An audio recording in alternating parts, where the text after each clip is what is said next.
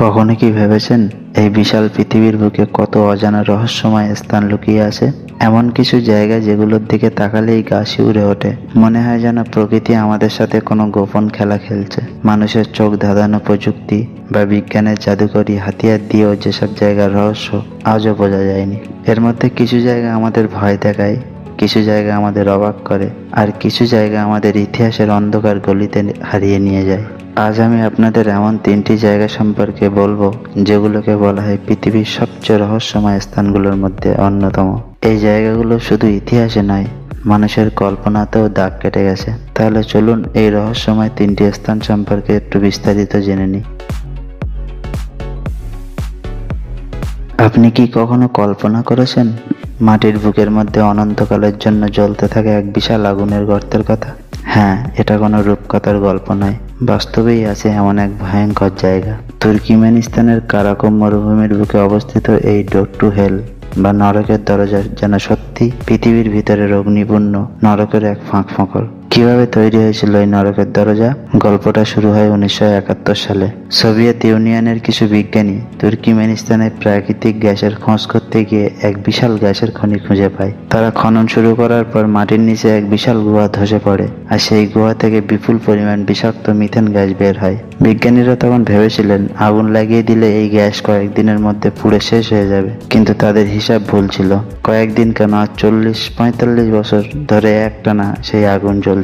রাতের বেলা দূর থেকে দেখলে মনে হয় যেন মাটির বুক ফেটে বেরিয়ে এসেছে নরকের আগুন। এই গর্তটি প্রায় 70 মিটার চওড়া এবং 30 মিটার গভীর। এর মধ্য থেকে যে তাপ এবং আগুনের আলো বের হয় তা এতটাই ভয়ঙ্কর যে স্থানীয় লোকেরা একে নরকের দরজা নামে ডাকা শুরু করে। তীব্র গরমের কারণে এই গর্তের আশেপাশে গাছপালা পর্যন্ত জন্মাতে পারে না। অদ্ভুতভাবে এই ভয়ঙ্কর জায়গাটি এখন তুর্কমেনিস্তানের অন্যতম পর্যটন কেন্দ্র। হাজার হাজার মানুষ প্রতি বছর এই রহস্যময় আগুনের গর্ত দেখতে আসে। রাতের বেলা এই গর্তের আশেপাশে দাঁড়ালে মনে হবে যেন সত্যিই নরকের কোনো দরজা আপনার সামনে খুলে গেছে। এখন আমরা চলেছি পৃথিবীর সবচেয়ে গভীর এবং বিপজ্জনক এক খনিতে, যার নাম মির মাইন, যা ডায়মন্ড সিটি নামেও পরিচিত। রাশিয়ার সাইবেরিয়ার বরফে ঢাকা বিশাল ভূমিতে এই খনিটি যেন এক ভয়াল দানবের মতো ফেটে আসে মাটির বুকে। মির মাইন খনির যাত্রা শুরু হয় 1955 সালে, যখন সোভিয়েত ভূতত্ত্ববিদরা ইয়াকুটিয়া অঞ্চলে হীরের খোঁজ পান। 1957 সালে ওখানে বাণিজ্যিকভাবে হীরা উত্তোলন শুরু হয়। এই খনির ব্যাস প্রায় 1200 মিটার এবং গভীরতা 525 মিটার। এটি বিশ্বের দ্বিতীয় বৃহত্তম গর্ত। এই মির মাইন শুধু তার আকারেই নয়, তার বিপজ্জনক পরিবেশের জন্য পরিচিত। খনির ভেতরে তীব্র ঠান্ডা এবং বাতাসের চাপ এত বেশি যে একসময় হেলিকপ্টার এই খনির উপর দিয়ে উঠতে পারত না। বাতাসের স্রোত হেলিকপ্টারকে টেনে নিয়ে গিয়ে নিচে ফেলে দিত। এই খনি থেকে প্রাপ্ত হীরে সোভিয়েত অর্থনীতির জন্য বিশাল গুরুত্বপূর্ণ ছিল। একসময় বলা হতো এই খনি ছাড়া সোভিয়েত অর্থনীতি টিকতই না।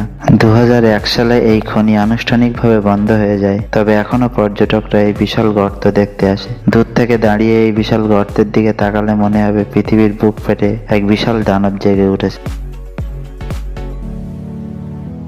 প্রশান্ত মহাসাগরের মাঝখানে একটা ছোট্ট দ্বীপ, যেখানে ছড়িয়ে ছিটিয়ে আছে বিশাল বিশাল পাথরের মুখাবয়। এই মূর্তিগুলো দাঁড়িয়ে আছে শত শত বছর ধরে, যেন তারা আমাদের দিকে তাকিয়ে পৃথিবীর কোনো হারানো ইতিহাসের কথা বলতে চাইছে। এই দ্বীপটির নাম ইস্টার আইল্যান্ড, আর এখানকার এই বিশাল মূর্তিগুলোর নাম মোয়াই। 1722 সালের ইস্টারের দিনে ডাচ নাবিক জ্যাকব রোগেভেন এই দ্বীপটি আবিষ্কার করেছিলেন, তাই এর নাম রাখা হয় ইস্টার আইল্যান্ড। কিন্তু এই দ্বীপের সভ্যতা গড়ে উঠেছিল আরো অনেক আগেই। বিজ্ঞানীরা মনে করেন প্রায় 1200 খ্রিস্টাব্দে পলিনেশিয়ানরা এখানে বসতি স্থাপন করে। এই দ্বীপে প্রায় 900টি বিশাল বিশাল পাথরের মূর্তি আছে। মূর্তিগুলোর উচ্চতা 10 থেকে 20 ফুট পর্যন্ত, আর ওজন 80 টনেরও বেশি। কিন্তু সবচেয়ে বড় রহস্য হলো এত বিশাল পাথরের মূর্তি কিভাবে বানানো হলো, আর কিভাবে সেগুলো এক জায়গা থেকে অন্য জায়গায় সরানো হলো। কিছু গবেষক বলেন এই মূর্তিগুলো ছিল পূর্বপুরুষদের প্রতীক, যাদের সম্মান জানিয়ে এই মূর্তি তৈরি করা হয়েছিল। তবে এই মূর্তিগুলো কিভাবে গড়ে তোলা হলো সে প্রশ্নের উত্তর এখনো ধোঁয়াশা। কেউ বলেন এলিয়েনরা সাহায্য করেছিল,